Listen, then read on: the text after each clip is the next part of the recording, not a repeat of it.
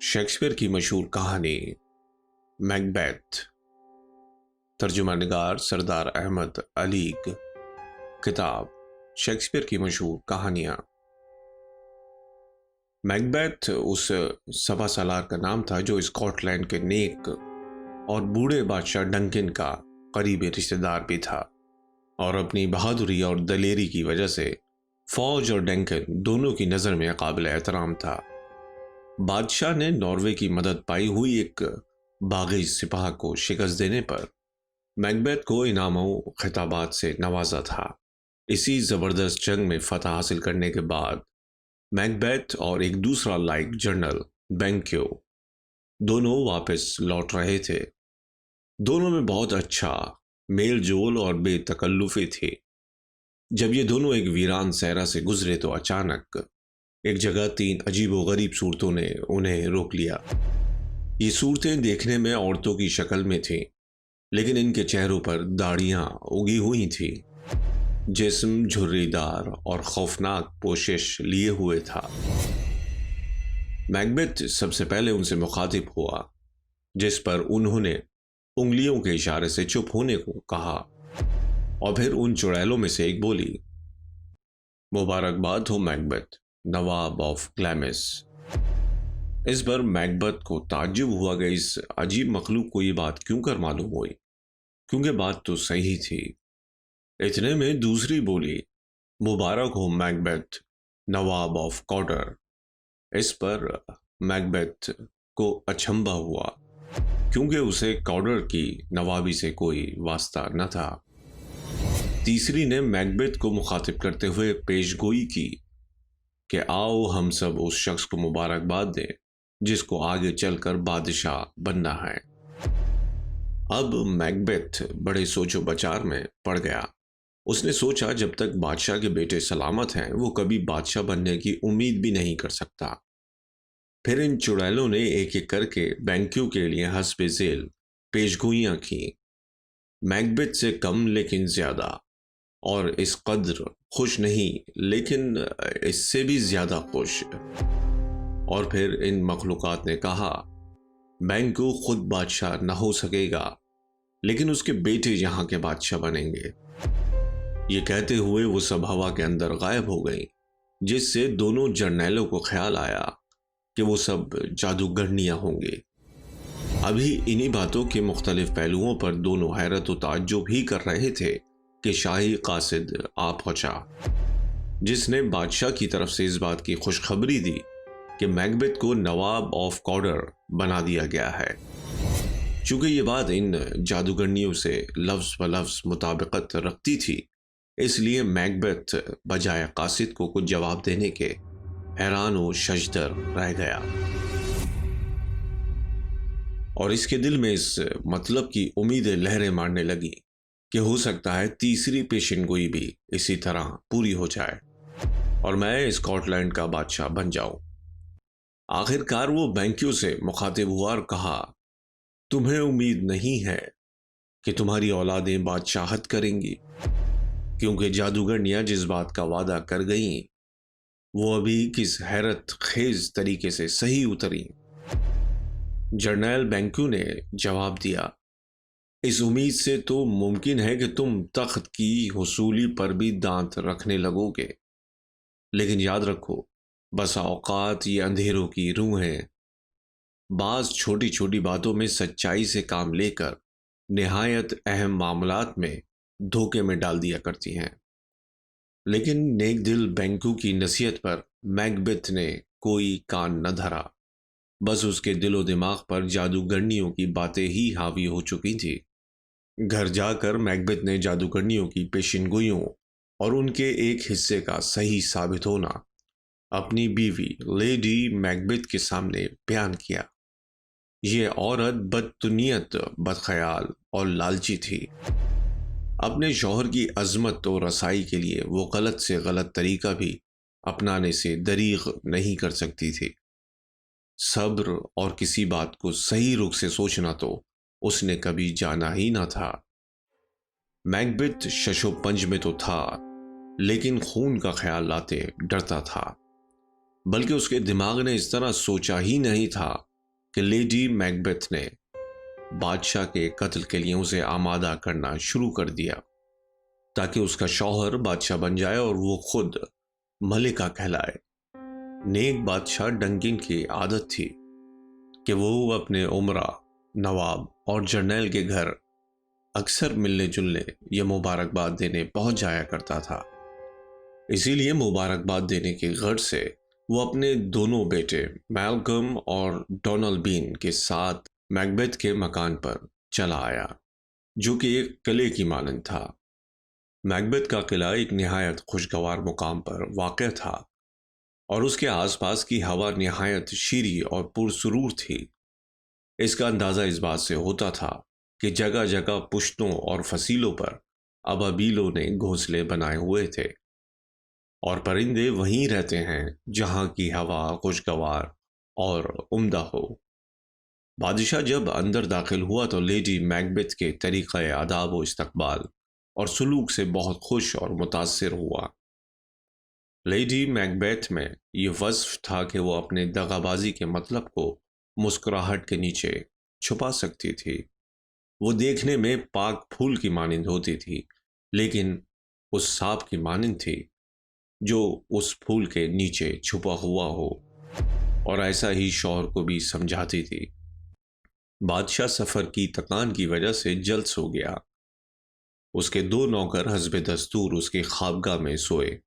سونے سے قبل بادشاہ نے انعامات بانٹے تھے اور لیڈی میکبیتھ کی میزبانی سے خوش ہو کر اس کے پاس ایک قیمتی ہیرا بھجوا کر شکریہ ادا کیا تھا۔ آدھی رات کا وقت آ گیا۔ آدھی رات جبکہ دنیا کے آدھے حصے میں فطرت مردہ نظر آتی ہے، برے خیالات سوتے ہوئے انسانوں کے دلوں میں جوش لیتے ہیں۔ سوائے بھیڑیے اور قاتل کے اور کوئی گھر سے باہر نہیں نکلتا۔ اس وقت لیڈی میکبیتھ کی آنکھ کھلی اور بادشاہ کے قتل کے منصوبے باندھنے لگی۔ وہ اس طرح کا کام خود نہ کرتی، لیکن وہ جانتی تھی کہ اس کا شوہر نیک طنیت اور نرم دل ہے۔ اس میں مہربانی کا عنصر اتنا زیادہ ہے کہ وہ سازشانہ قتل پر آمادہ نہ ہو سکے گا۔ وہ جانتی تھی کہ اس کا شوہر لالچی ہے، لیکن اس کا اس جرم کرنے کے لیے اپنی بات پر پکے رہنا مشکل تھا، کیونکہ نرم مزاج اور نیک طبیعت بھی تھا۔ اس سے قبل اس نے خوابگاہ یہ سوچ کر لیڈی میکبیتھ نے ہاتھ میں خنجر لیا اور بادشاہ کی خوابگاہ تک پہنچی۔ اس سے قبل اس نے خوابگاہ کے دونوں شاہی نوکروں کو اپنے خوبصورت ہاتھوں سے بے انتہا شراب پلا پلا کر مست و بے ہوش کر چکی تھی، اور وہ بے ہوش پڑے ہوئے تھے۔ اب لیڈی میکبیتھ خنجر لے کر بادشاہ کے بستر کے پاس آئی اور غور سے اس کے چہرے پر نظر ڈالی تو اسے اس کی صورت اپنے باپ کی شکل سے ملتی جلتی نظر آئی، جس کی وجہ سے مار ڈالنے کی ہمت اور دلیری نہیں پیدا ہو سکی۔ وہ واپس اپنے شوہر کے پاس پہنچی، جس کا حوصلہ بھی پست ہو رہا تھا۔ میکبیتھ نے اپنی بیوی کو سمجھایا کہ بہت سی وجوہات ایسی ہیں جن کی وجہ سے ہمیں یہ حرکت نہیں کرنا چاہیے۔ ایک تو ہم بادشاہ کی رعایا ہی نہیں، اس کے قریبی رشتہ دار بھی ہیں۔ دوسرے یہ کہ ہم اس کے میزبان ہیں، وہ ہمارا مہمان ہے۔ ہمارا فرض ہے کہ اسے دوسرے قاتلوں کے وار سے بچائیں، نہ کہ خود قاتل بن جائیں۔ یہ دیکھ کر ڈنکن کتنا رحم دل، منصف مزاج اور نیک ہے۔ اس کے عمرہ، رعایا اور نوکروں سب سے اچھے تعلقات ہیں۔ اس نے میرے اوپر بہت سی عنایات کی ہیں۔ اس کو مار کر میں کیا اپنی عزت کے ماتھے پر کلنک لگا لوں؟ یہ سب سننے پر بھی لیڈی میکبیتھ اپنے ارادے سے پیچھے نہیں ہٹی۔ وہ اس قسم کی عورت تھی کہ اپنے برے ارادوں کو آسانی سے چھوڑنے پر آمادہ نہیں ہو سکتی تھی۔ اس نے ایسا سمجھایا کہ اس کے شوہر کے دل میں بھی اس کی بات جمنے لگی۔ لیڈی میکبیتھ نے کہا، اس رات کے ایک چھوٹے سے فعل سے تمہیں ہمیشہ کے لیے سلطنت اور بادشاہت حاصل ہو جائے گی۔ تم مجھے بزدل اور متلون مزاج معلوم ہوتے ہو۔ وہ بچہ جس کو میں دودھ پلاتی ہوں مجھے کس قدر پیارا ہے، لیکن اگر اس کے بھی قتل کے لیے میں قسم کھا چکی ہوتی تو اس کو مسکراہٹ کی حالت میں ہی اپنی چھاتی سے زبردستی ہٹا کر اس کا بھیجا نکالنے میں مجھے کوئی ہچکچاہٹ نہ ہوتی، اور پھر قتل کا الزام تو ان دونوں نوکروں پر آئے گا جو شراب سے مدہوش ہیں۔ لیڈی میکبتھ نے اپنے شوہر کو اتنی لعنت ملامت کی اور ایسی آتش بیانی دکھائی کہ آخر کو وہ اس خونی کام کے لیے تیار ہو گیا۔ میکبتھ ہاتھ میں خنجر لے کر اندھیرے میں سوئے ہوئے بادشاہ ڈنکن کے کمرے کی طرف بڑھا۔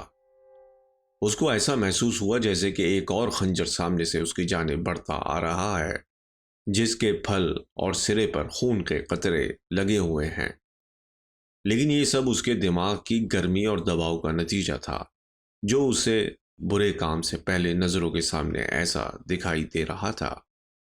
خوف و ہراس کو دور کر کے وہ بادشاہ کے کمرے میں داخل ہوا اور ایک ہی وار میں بیچارے بوڑھے بادشاہ کا کام تمام کر دیا۔ جب یہ قتل ہو چکا تو جو نوکر وہاں سوئے ہوئے تھے ان میں سے خواب ہی میں ہنسا اور دوسرا بڑبڑایا۔ قتل پھر دونوں کی آنکھ کھل گئی اور انہوں نے مختصر سی دعا مانگی۔ ایک نے کہا خدا ہمیں برکت دے، دوسرے نے کہا آمین، جس کے بعد وہ دونوں پھر سو گئے۔ میکبتھ ان دونوں کی باتیں سن رہا تھا۔ جب ایک نوکر نے خدا ہمیں برکت دے کہا تو میکبتھ نے بھی آمین کہنے کی کوشش کی، لیکن اگرچہ اسے برکت کی اس وقت بہت ضرورت تھی، پھر بھی یہ لفظ آمین اس کے حلق میں ہی اٹک گیا اور وہ کچھ نہ بول سکا۔ پھر اس کو جیسے کوئی آواز سنائی دی جو کہ کہہ رہی تھی بس اب زیادہ نہ سو، میکبتھ نیند کو قتل کرتا ہے، اس معصوم نیند کو جو زندگی کو تقویت دیتی ہے۔ پھر سارا مکان ایک آواز سے گونجتا ہوا محسوس ہوا، بس اب زیادہ نہ سو، میکبتھ نے نیند کو قتل کر دیا ہے، اس لیے اب وہ نہ سو سکے گا۔ انہی ڈراؤنے خیالات کو لیے میکبتھ اپنی بیوی کے پاس پہنچا۔ اس نے ملامت کیا کہ تمہارے اندر وہ استقلال نہیں ہے، جاؤ تم اپنے ہاتھ دھو کر اس خون سے صاف کر لو جس کے داغ ان پر لگے ہوئے ہیں۔ اس نے خنجر اس کے ہاتھ سے لے لیا اور جا کر بادشاہ کے سوتے ہوئے نوکروں کے چہرے پر خون کے دھبے لگائے تاکہ وہی مجرم قرار پائیں۔ تھوڑی دیر بعد صبح ہو گئی اور ساتھ ہی قتل کی واردات عیاں ہو گئی، کیونکہ خون کسی طرح چھپائے چھپ نہیں سکتا۔ میکبتھ اور اس کی لیڈی نے سیاہ لباس پہن کر اور خوب رو پیٹ کر اور گھر پر سیاہ جھنڈا لہرا کر ہر طرح سے بہت زیادہ رنج و غم کا اظہار کیا، اور نوکروں کے خلاف ثبوت بھی موجود تھا، کیونکہ ان ہاتھوں اور چہروں پر خون اور پاس ہی خنجر خون میں لت پت پایا گیا۔ لیکن پھر بھی سارا شک میکبتھ پر ہی ہوا، کیونکہ نوکروں کی بنسبت اس جرم کی ترغیب میکبتھ کو زیادہ ہو سکتی تھی۔ واردات کی خبر ملتے ہی ڈنکن کے بادشاہ کے دونوں بیٹے فرار ہو گئے۔ ایک جس کا نام میلکم تھا انگلستان پناہ لینے بھاگ گیا، اور دوسرا ڈونلڈ بین نے آئرلینڈ کی طرف راہ اختیار کی۔ بادشاہ کے بیٹوں کے فرار ہو جانے پر میکبتھ بادشاہ بن بیٹھا، اور اپنی بیوی کی ہدایت پر اس نے خوب رقم خزانے سے تمام امیروں، لارڈز اور ان لوگوں کو تقسیم کی جن سے کسی قسم کا بھی اسے خطرہ تھا۔ بادشاہ ہو جانے کے بعد جادوگرنیوں کی ایک اور پیشین گوئی حرف بحرف صحیح ثابت ہوئی۔ پیسہ اور طاقت کے زور سے مخالفین کا منہ بھی بند کر دیا گیا۔ اس کے باوجود بادشاہ اور ملکہ کو ایک کھٹکا لگا رہتا تھا، وہ تھا جادوگرنیوں کی اس پیشین گوئی کے متعلق جس میں بتایا گیا تھا کہ میکبتھ بادشاہ ہوگا، لیکن اس کے بیٹے بادشاہ نہ ہو سکیں گے، بلکہ اس کے بعد بینکو کے بیٹے بادشاہ بنیں گے۔ لیڈی میکبتھ نے اپنے شوہر کو اور مزید قتل کے لیے آمادہ کرنا شروع کیا، اور اس طرح اثرات ڈالے کہ آخر جو اپنے ہاتھ خون سے رنگے اور بڑے بڑے جرم کیے اس کا فائدہ کسی دوسرے کی اولاد کو کیوں پہنچے؟ اس لیے بہتر یہ ہے کہ پہلی فرصت میں میکبیتھ اپنے خاص اور نیک دوست بینکو اور اس کے بیٹے کو جان سے ختم کروا دے، تاکہ ان کی بابت جادوگرنیوں کی پیشن گوئی پوری ہی نہ ہو سکے۔ اس غرض سے میکبیتھ اور لیڈی میکبیتھ نے ایک بہت بڑی دعوت کا اہتمام و انتظام کرایا، جس میں بڑے بڑے عمائدین اور امیروں کو بلوایا، اور بینکو اور اس کے بیٹے فلینس کو خاص طور سے بڑی عزت ظاہر کرتے ہوئے دعوت دی۔ رات کے اندھیرے میں بینکو اپنے بیٹے کے ساتھ دعوت میں شرکت کرنے جا رہا تھا۔ راستے میں میکبیتھ کے لگائے ہوئے قاتلوں نے اسے چھرا مار کر ہلاک کر دیا، لیکن فلینس بچ نکلا۔ اسی فلینس سے بعد میں شہنشاہوں کی وہ نسل چلی جن سے اسکاٹ لینڈ کے تخت مزین ہوئے، اور انہی کے زیر سایہ انگلینڈ اور اسکاٹ لینڈ ایک ہو گئے۔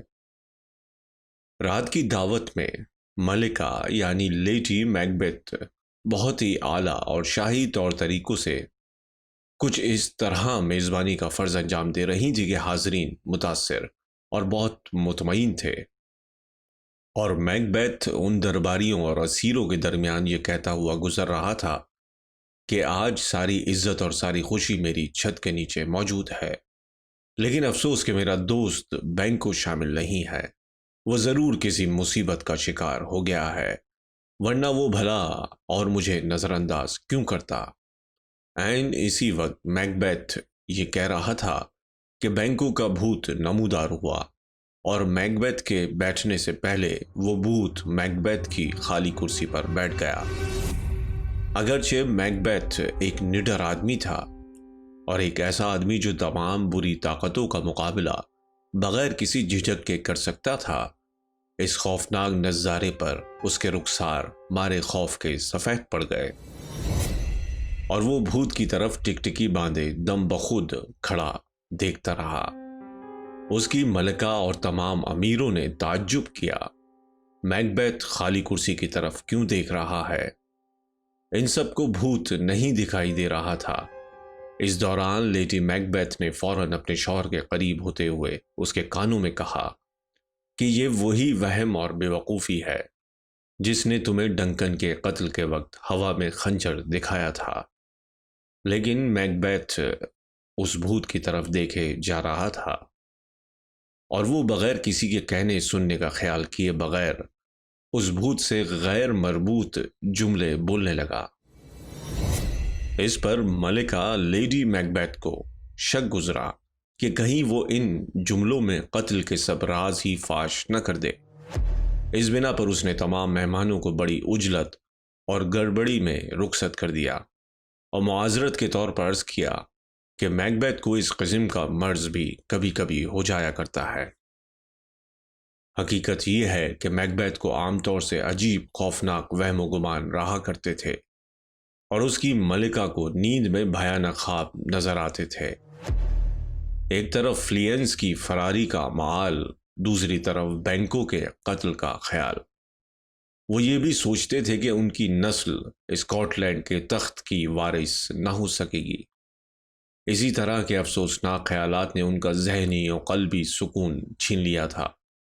آخر کار میکبیتھ نے طے کیا کہ انہی جادوگرنیوں کو تلاش کرنے کے بعد انتہائی نتیجے دریافت کیے جائیں۔ تلاش کرتے کرتے اس نے انہیں جنگلوں کے ایک غار میں پایا۔ چونکہ وہ اپنی پیش بینی کی قوت سے میکبیتھ کی آمد کی خبر پا چکی تھی، اس لیے بھیانک سحرکاریوں کی تیاریوں میں مصروف تھی، جس کے ذریعے وہ شیطانی روحوں سے آنے والے زمانے کا حال معلوم کرتی تھی۔ اپنے جادو کے لیے انہیں جن چیزوں کی ضرورت ہوتی تھی وہ یہ ہیں: مینڈک کے بچے، چمگادڑ، سانپ، جنگلی چھپکلی کی آنکھ، کتے کی زبان، گھریلو چھپکلی کی ٹانگ، چغد کا بازو، افعی کا پھن، بھیڑیے کا دانت، سمندر میں رہنے والی خوفناک شارک مچھلی کا منہ، کسی جادوگرنی کی لاش، ایک زہریلے درخت کی جڑ جو صرف اس وقت کارآمد ہو سکتی تھی جس میں اسے اندھیرے میں کھودا گیا ہو، بکری کا پتا، کسی یہودی کا جگر، اس صنوبر کی لکڑی کے ٹکڑے جو قبرستان میں اگتا ہے، اور مردہ بچے کی انگلی، ان سب چیزوں کو ایک بڑی دیگ میں ابلنے کے لیے رکھا جاتا تھا، اور جب وہ دیگ زیادہ گرم ہو جاتی تھی تو اسے بندر کے خون سے ٹھنڈا کیا جاتا تھا۔ اس کے بعد اس میں سورنی کا خون ملایا جاتا جو اپنے بچے کو کھا گئی ہو۔ آگ کو تیز اور جلتا رکھنے کے لیے اس میں سولی کی لکڑی کا تیل پڑتا تھا جس پر کسی قاتل کو پھانسی دی جا چکی ہو۔ یہ جادوگرنیاں اس قسم کی جادو کے ذریعے خبیث روحوں سے اپنے سوالات کے جوابات حاصل کر لیا کرتی تھی۔ وہاں میکبیتھ کے پہنچنے پر انہوں نے معلوم کیا کہ وہ جادوگرنیاں جوابات دیں کہ ان روحوں سے بات چیت کرا دی جائے جن کی ان پر حکومت ہے۔ میکبیتھ نے روحوں سے بات چیت میں دلچسپی ظاہر کی، اس لیے جادوگرنیوں نے ان روحوں کو طلب کیا جو گنتی میں 3 عدد تھیں۔ وہاں روح ایک پورے سر کی شکل میں نمودار ہوئی اور میکبیتھ سے بولی، تمہیں 5 کے 3 نواب سے خبردار رہنا چاہیے۔ میکبیتھ نے اس کا شکریہ ادا کیا کیونکہ اس کے دل میں میکڈف کے خلاف، جو کہ 5 کا 3 نواب تھا، عرصے سے حسد کی آگ اشتعال پکڑ رہی تھی۔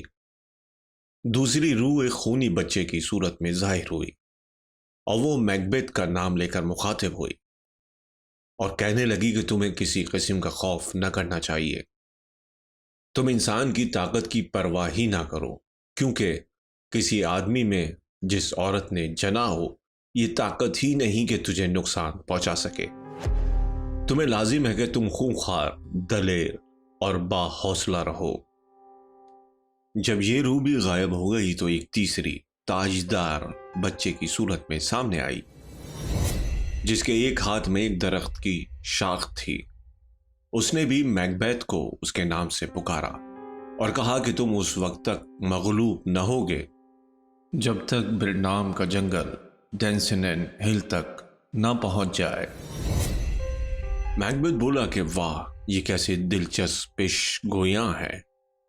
کون ہے جو جنگل کو اکھاڑ کر اور اس کی زمین میں پیوست جڑوں کو ہلا دے؟ اب مجھے یقین ہوتا جا رہا ہے کہ میں زندگی سے قبل قتل نہ کیا جاؤں گا اور زندگی بھر حکومت کروں گا، لیکن یہ تو بتاؤ کہ بینکوں کی اولاد واقعی میں اس ملک پر حکمراں ہوگی؟ اس سوال پر وہ دیگ زمین میں غائب ہو گئی اور موسیقی کی آوازیں سنائی دینے لگی۔ اتنے میں 8 سائے جو بادشاہوں کی صورت کے تھے میکبیتھ کے پاس سے ہو کر گزرے۔ ان سب کے آخر میں بینکو تھا۔ اس کے پاس ایک شیشہ تھا جس میں بہت ساری تصویریں تھیں۔ بینکو سر سے پیر تک خون میں شرابور تھا۔ وہ میکبیتھ کی طرف دیکھ کر مسکرایا اور ان کی طرف اشارہ کرنے لگا، جس سے میکبیتھ جان گیا کہ اس کے بعد کون اسکاٹ لینڈ کا بادشاہ تھا۔ پھر موسیقی کی آوازوں میں وہ سب جادوگرنیاں ناچتی ہوئی غائب ہو گئیں۔ اس وقت میکبیتھ کے خیالات اتنے بھیانک خونخوار نہ تھے۔ جادوگرنیوں کے پاس سے واپس آ کر میکبیتھ نے سنا کہ 5 کا 3 میکڈف انگلستان سے بھاگ کر وہاں میکبیتھ کے خلاف تیار ہونے والی فوجوں میں شریک ہو گیا ہے۔ یہ فوجیں شاہ مقتول کے سب سے بڑے بیٹے میلکم کی زیر نگرانی بن رہی تھیں تاکہ میکبیتھ کو معزول کر کے میلکم کو تخت پر بٹھایا جا سکے۔ میلکم تخت شاہی کا جائز وارث بھی تھا۔ میکبیتھ کو یہ سب معلوم ہوا تو اتنا غصہ چڑھا کہ اسی وقت اس نے میکڈف کے قلعے پر حملہ کر دیا اور اس کے بیوی بچوں کو قتل کر ڈالا۔ اس کے ساتھ میکڈف سے جس کسی کا رشتہ معلوم ہوا اسے بھی ختم کر دیا۔ اب میکبیتھ ظلم پر ظلم اور قتل پر قتل کرتا جا رہا تھا کہ اپنی سلطنت بچا سکے، اور امیر قبیل لوگ اس کی حرکتوں سے اس کے خلاف ہوتے جا رہے تھے۔ بہت سارے امیر اور بڑے لوگ بھاگ بھاگ کر انگلستان پہنچے اور میلکم اور میکڈف کی فوجوں سے جا ملے، اور باقی جو میکبیتھ کی شکست دیکھنا چاہتے تھے پھر بھی مارے ڈر کے ان کاموں میں نمایاں حصہ نہ لے سکتے تھے۔ رفتہ رفتہ میکبیتھ کے آدمی اس کی حرکتوں سے اس سے الگ ہوتے گئے۔ ہر شخص ظالم سے نفرت کرنے لگا، اس کی محبت سب کے دلوں سے نکل گئی، کوئی اس کی عزت کرنے والا نہ رہا، اور سب اسے شک و شبے کی نظر سے دیکھنے لگے۔ اب میکبیتھ کو رہ رہ کر بوڑھا نیک بادشاہ ڈنکن یاد آ رہا تھا، جسے وہ قتل کر چکا تھا، اور اب وہ قبر میں گہری نیند سو رہا تھا۔ وہی سازش اس انتہا کو پہنچ چکی تھی۔ اس کی ملکہ لیڈی میکبیتھ رات کو سوتے میں چلنے لگتی تھی اور عجیب و غریب باتیں افسوس، ندامت اور مایوسی کی منہ سے نکالتی تھی، جسے میکبیتھ دیکھ کر اور پریشان ہوتا۔ اس سوتے میں چلتے ہوئے وہ اپنے ہاتھوں کو دیکھ کر، جو بظاہر صاف دکھائی دیتے تھے، کہتی تھی کہ ان ہاتھوں میں لگے ہوئے خون کی بو کو عرب کے خوشبودار عطر بھی نہیں دھو سکتے، نہیں دور کر سکتے۔ میکبیتھ جو اپنے ملکہ کے پاس بیٹھ کر چین سکھ پا لیتا تھا، اب ملکہ کی یہ حالت اسے بے چین بنا دیتی تھی۔ ان حالات میں ایک روز ملکہ یعنی لیڈی میکبیتھ مر گئی۔ شاید وہ گناہ کی پشیمانی کو برداشت نہ کر سکی اور عام لوگوں کی نفرت کی تاب نہ لا سکی۔ نتیجے میں میکبیتھ اکیلا اور تنہا رہ گیا۔ اس کا کوئی دوست، غمخوار اور رفیق نہ جو اس سے محبت کر سکتا ہو۔ دھیرے دھیرے میکبیتھ زندگی سے بیزار ہونے لگا۔ وہ کہتا تھا کہ زندگی ایک ایسی کہانی ہے جسے کسی بے وقوف نے سنایا ہو۔ اس کے اندر بھی مر جانے کی خواہش پیدا ہونے لگی اور وہ موت کا خواہش مند ہو گیا۔ جب اس نے سنا کہ میلکم کی فوج آ پہنچی تو لڑ مرنے کی ٹھان لی اور پرانی بہادری پھر اونت کر آئی۔ 7 جادوگرنیوں کے فضول وعدوں نے اس کے سینے میں امید پیدا کر رکھی تھی، اور اسے یاد آ رہا تھا کہ ان روحوں کے اقوال کے مطابق عورت سے جنا ہوا کوئی آدمی اسے نقصان نہیں پہنچا سکتا، اور وہ اس وقت تک ہار نہیں سکتا جب تک برنام کا جنگل ہل کر ڈینزینین تک نہ پہنچ جائے۔ بس وہ قلعے کے اندر بند ہو کر بیٹھا رہا۔ یہ قلعہ اپنی مضبوطی میں مشہور تھا۔ میلکم کی آمد کا انتظار کرنے لگا۔ اتنے میں ایک قاصد ہانپتا کانپتا پہنچا اور اس نے خبر دی کہ پہاڑی پر پہرا دیتے وقت میں نے اپنی آنکھ سے دیکھا ہے کہ برنام کا جنگل حرکت کر رہا ہے۔ میکبیتھ نے چلا کر کہا، جھوٹا بدذات، اگر وہ جو کچھ تو کہہ رہا ہے غلط نکلا تو تجھے زندہ اس درخت پر لٹکوا دوں گا جہاں تو بھوک کے مارے مرے گا۔ اگر تیری بات سچ نکلی تو پرواہ نہیں کہ یہی سلوک تو مجھ سے کرے۔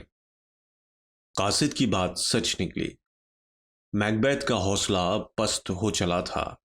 روحوں کی زو معنی گفتگو پر اسے شکوک پیدا ہو چلے تھے، لیکن اس نے یہ کہہ کر دل کو ڈھارس دی کہ جو کچھ ہو رہا ہے اگر ٹھیک ہے تب بھی ہمیں مقابلے پر اترنا چاہیے۔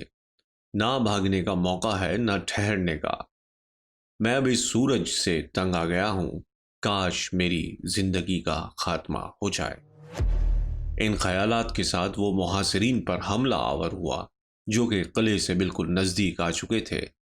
جنگل کا جنگل متحرک ہونے کی بات صحیح تھی۔ جب محاصرین کی فوج برنام کے جنگلات سے ہو کر گزری تو میلکم نے ایک قابل جرنیل کی حیثیت سے سب سپاہیوں کو حکم دیا کہ ان میں سے ہر ایک آدمی درخت کی ایک ایک شاخ آگے کی طرف پکڑ کر رکھے تاکہ دشمن کو ہماری صحیح تعداد معلوم نہ ہو سکے۔ دور سے سپاہی ان شاخوں کو لیے ہوئے اور چلتے ہوئے ایسے نظر آئے جیسے جنگل کا جنگل حرکت میں ہو۔ اس طرح روحوں کی بات صحیح تو نکلی، لیکن دوسرے معنوں میں، اور اس دوسرے معنوں سے میکبیتھ کے دل کا سہارا جاتا رہا۔ بڑے مارکے کی جنگ شروع ہو گئی۔ میکبیتھ کے پاس صرف وہ لوگ تھے جو ظاہر میں میکبیتھ کے دوست تھے۔ اس کے منہ پر اس کی چاپلوسی اور جی حضوری کرتے تھے۔ لیکن حقیقت میں دل ہی دل میں میکبتھ کے جب روز ظلم کی وجہ سے اس سے نفرت کرتے تھے، اور میلکم اور میکڈف کے طرفدار تھے۔ میکبتھ ان حالات میں بڑے غصے اور بہادری کے ساتھ لڑا، اور جو شخص اس کے سامنے آیا اسے کاٹتا مارتا آگے بڑھتا رہا، یہاں تک کہ میکڈف کے قریب پہنچ گیا۔ میکڈف بھی میکبتھ کی تلاش میں تھا، دونوں میں زبردست ٹکراؤ ہوا۔ میکڈف نے اسے ظالم، قاتل، دوزخی، کتا اور بدماش جیسے الفاظ کے ساتھ مخاطب کیا۔ میکبتھ کو یاد آیا کہ روح کی پیشگوئی کے مطابق کوئی آدمی جسے عورت نے جنا ہو تو اسے مار نہیں سکتا۔ اس دلی اطمینان پر وہ مسکرایا اور میکڈف سے بولا، تو خواہ مخواہ اپنی محنت برباد کر رہا ہے۔ جس طرح تیری تلوار کا اثر ہوا پر نہیں ہو سکتا، اسی طرح تیرا وار مجھ پر بھی بیکار ہوگا۔ میری زندگی میں ایک قسم کا جادو موجود ہے، اور میں کسی عورت کے جنے ہوئے شخص سے مغلوب نہ ہو سکوں گا۔ میکڈف نے جواب میں کہا، اب تم اس جادو سے ہاتھ دھو لو، اور جس جھوٹی روح نے تجھے یہ باتیں بتائی تھی اس سے کہہ دو کہ میکڈف کبھی کسی عورت سے پیدا نہیں ہوا، یعنی اس طرح نہیں جس طرح لوگ عام طور پر پیدا ہوتے ہیں، بلکہ قبل از وقت ہی اپنی ماں کے پیٹ سے آپریشن کے ذریعے نکال لیا گیا تھا۔ میکبتھ کے اطمینان کی آخری شکل بھی اب جاتی رہی تو وہ کانپ اٹھا اور کہنے لگا، لعنت ہے اس زبان پر جو ایسا کہتی ہے۔ انسان کو چاہیے کہ کبھی جادوگرنیوں اور دھوکہ باز روحوں کے ذو معنی الفاظ پر اعتبار نہ کرے، کیونکہ وہ ہمیں دوہرے مطلب سے دھوکہ دیتی ہیں اور کہیں کا نہیں رکھتی، اور ہم ان پر اعتبار کیے مگن رہتے ہیں۔ میں اب تیرے ساتھ لڑوں گا ہی نہیں۔